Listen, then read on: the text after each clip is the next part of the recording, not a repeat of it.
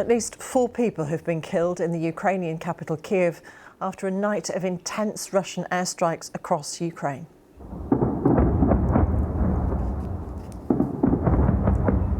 Well, this is video from the Ukrainian capital of some of the bombardments.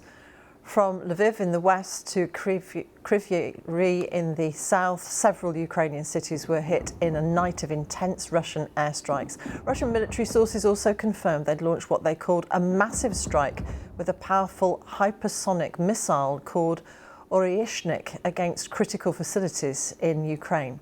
It's believed the targets included critical gas storage facilities in Lviv. Well, the mayor of Kyiv, Vitaly Klitschko, said among the places hit were residential buildings, a shopping centre and a health facility. Power and water supplies have been cut in some parts of the city.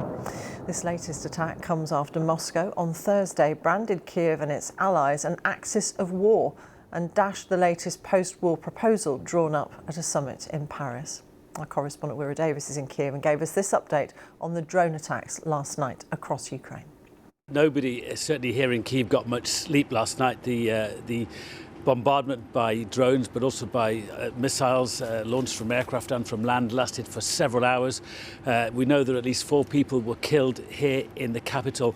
Now, according to the mayor of Kyiv, one of those people who was killed was a paramedic who'd gone to the scene of a strike and had been what's known as a double tap incident, as in the same target was hit twice, and that led to at least 1 fatality in that location. At least 19 people have been injured here in Kyiv. This had been forewarned in the sense that intelligence people had warned people in Kyiv and across Ukraine that Russian aircraft were launching, were in the skies. Cities as far as Lviv in the west, Zaporizhia in the south, Dnipro, all of these cities have been hit by a combination of Russian missiles and drones. And interestingly, perhaps most worryingly, one of the missiles that appears to have hit Lviv, which is right out in the west near the Polish border, is this rarely used medium-range, high-speed missile. Now, those missiles can be topped with very, very high-powered explosive warheads, even nuclear warheads.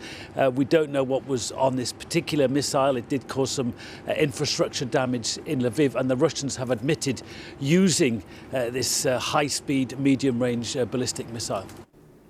Wira Davis.